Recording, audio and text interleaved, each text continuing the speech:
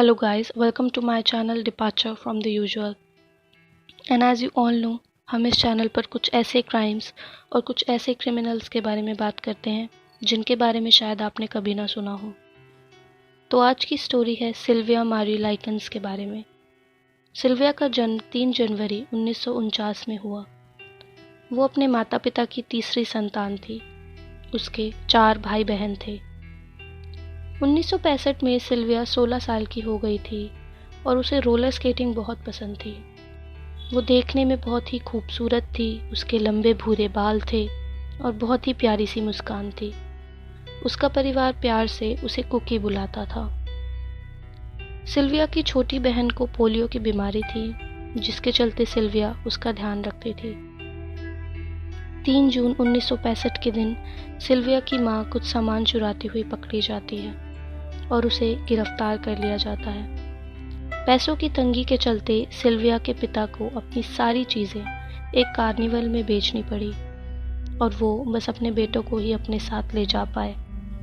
और अपनी दोनों बेटियों को वो उनके साथ स्कूल में पढ़ने वाली सहेलियों के घर छोड़ गए और दोनों लड़कियों की जिम्मेदारी उनकी सहेली की माँ मिस गर्ट्रूड ने ले ली।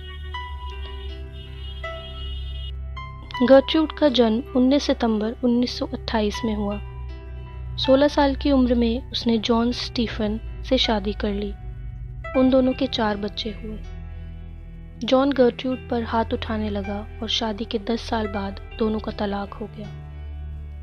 कुछ ही हफ्तों बाद गर्ट्रूड ने एडवर्ड नाम के एक व्यक्ति से शादी कर ली, मगर वो भी उसके साथ मारपीट करता और फिर कुछ ही महीनों बाद गर्ट्रूड ने उसे भी तलाक दे दिया। गर्ट्रूड ने फिर से अपने पहले पति से शादी की और उनके 2 बच्चे हुए और एक बार फिर से ये रिश्ता नहीं चला और उन दोनों का फिर से तलाक हो गया। उसके बाद गर्ट्रूड 22 साल के डेनिस ली राइट से मिली। गर्ट्रूड ने एक बेटे को जन्म दिया जिसका नाम डेनिस जूनियर था। फिर एक दिन अचानक डेनिस गर्ट्रूड और उसके बेटे को छोड़कर चला गया। 1965 तक गर्ट्रूड अपनी ज़िंदगी से हार चुकी थी। वो अब लगातार नशे में रहती। वो न्यूयॉर्क में अपने 7 बच्चों के साथ एक छोटे से मकान में किराए पर रहती थी। शुरुआत में गर्ट्रूड और उसके बच्चों का बर्ताव सिल्विया और जेनी की तरफ अच्छा था। गर्ट्रूड की बेटियां सिल्विया और जेनी के साथ समय बिताती, गाने सुनती और लड़कों के बारे में बातें करती।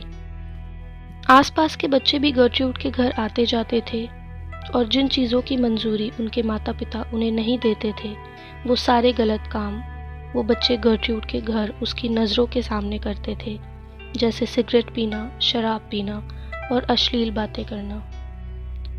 गर्ट्रूड की 13वीं प्रेगनेंसी बस अभी कुछ ही दिन पहले ख़त्म हुई थी और बच्चा जन्म लेने से पहले ही मर गया था। गर्ट्रूड के कुल 6 गर्भपात हुए थे। वो 31 साल की थी, मगर अपनी उम्र से काफ़ी बड़ी लगती थी। और मुसीबतें क्या कम थी, अब उस पर एक और मुसीबत आ गई थी। उसकी 17 साल की बेटी का किसी शादीशुदा मर्द से संबंध था और अब वो प्रेग्नेंट हो चुकी थी। सिल्विया और जेनी गर्ट्रूड के 3 बच्चों 11 साल की मारी, 10 साल की शर्ले और 8 साल के जिमी के साथ एक ही कमरे में सोते थे और उस कमरे में सोने के लिए सिर्फ एक ही गद्दा था और 5 बच्चे बारी बारी से उस पर सोते थे। बस यही नहीं, उस घर में और भी कई बुनियादी चीज़ों की कमी थी। मगर अफसोस की बात यह है कि सिल्विया और जेनी के माता पिता ने उस घर में आकर अपनी बेटियों का हाल जानने की कभी कोशिश नहीं की। गर्ट्रूड अब पैसों की तंगी से जूझ रही थी।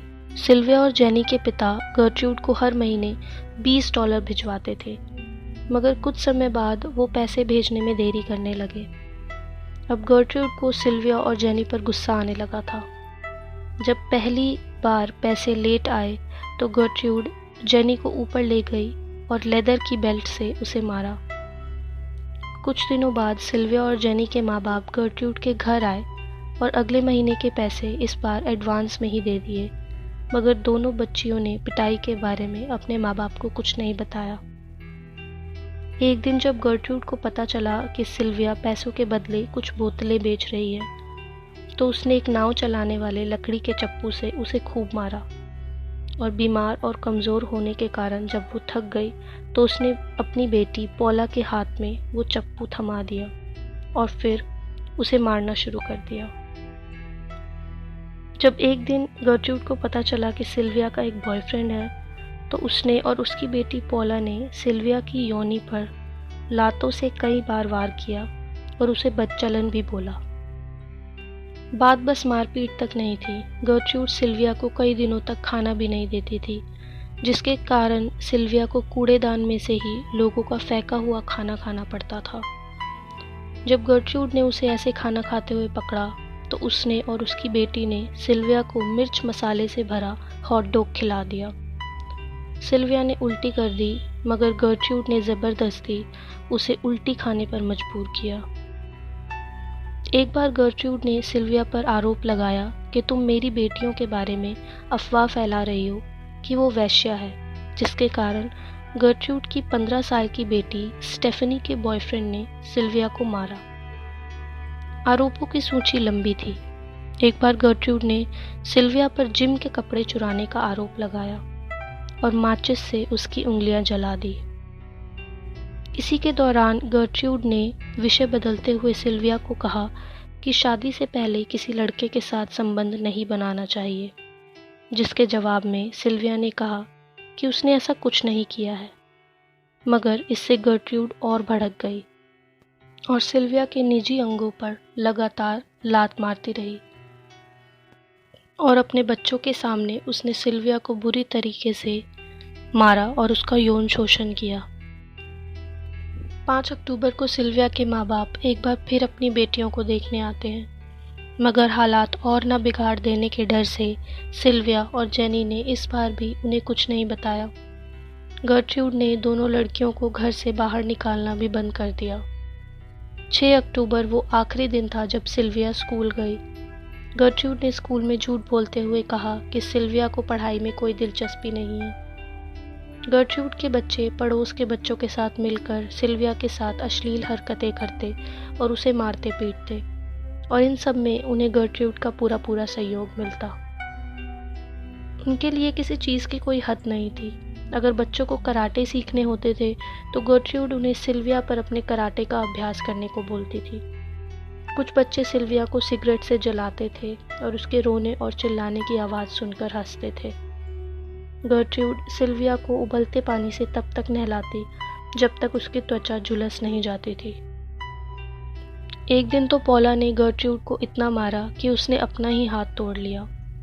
गर्ट्रूड ने पड़ोस के ही 15 साल के लड़के रिचर्ड हॉब्स के साथ मिलकर सिल्विया के पेट पर सुई की मदद से लिखा कि मैं एक वेश्या हूँ और मुझे उस पर गर्व है।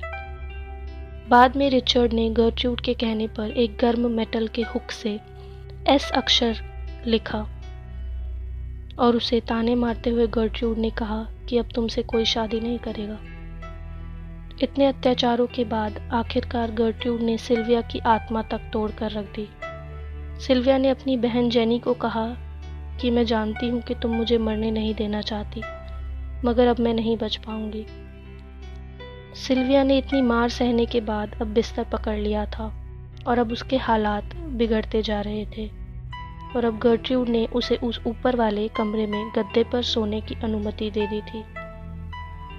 गर्ट्रूड ने सिल्विया को गर्म पानी से नहलाया और उसे फिर से बेसमेंट में ले गई और ज़बरदस्ती उससे एक चिट्ठी लिखवाई।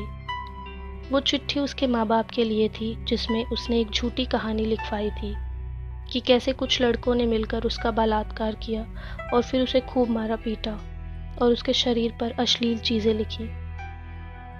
उसी रात सिल्विया ने गर्ट्रूड और उसके बच्चों को उसे जंगल में दफनाने की योजना बनाते हुए सुना।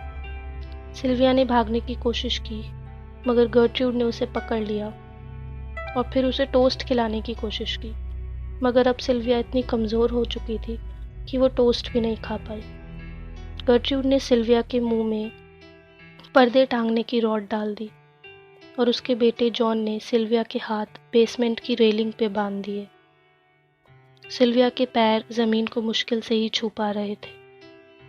उसके बाद गर्ट्रूड ने सिल्विया के पेट पर मुक्का मारा और जॉन ने ज़बरदस्ती उसके मुंह में अपनी बहन पॉला के बच्चे डैनी और अपना मल भी डाला। 25 अक्टूबर के दिन गर्ट्रूड और उसके बेटों कोडी और जॉन ने सिल्विया को तब तक मारा जब तक वो बेहोश नहीं हो गई। जब उसे होश आया तब उसने बेसमेंट की दीवारों और ज़मीन पर हाथ पैर मारने शुरू कर दिए, इस उम्मीद में कि कोई उसकी मदद करने आएगा, मगर कोई नहीं आया। 26 अक्टूबर की सुबह स्टेफनी और गर्ट्रूड ने मिलकर सिल्विया को नहलाया और उसी बीच सिल्विया की सांसें रुक गई। गर्ट्रूड और उसके बच्चे डर गए, इसलिए नहीं कि उन्हें सिल्विया की कोई परवाह थी, मगर इसलिए कि अब वो पकड़े जाएंगे। गर्ट्रूड ने सिल्विया की लाश को गद्दे पर रखा और अपने बेटे रिचर्ड को पुलिस को फ़ोन करने को कहा। जब पुलिस घर पर आई तो गर्ट्रूड ने पुलिस को वो झूठी चिट्ठी थमा दी और बोला कि सिल्विया घर में ज़ख्मी हालात में ही आई थी। जब पुलिस ने सिल्विया को देखा तो उसके होंठ बुरी तरीके से ज़ख्मी थे। उसके 10 के 10 नाखून पीछे की तरफ मुड़े हुए थे और टूटे हुए थे। उसके शरीर पर कई 100 जख्म थे, जिससे पता लग रहा था कि ये एक दिन का काम नहीं है। पोस्टमार्टम के दौरान पता चला कि मौत का कारण लंबे समय से हुआ टॉर्चर है।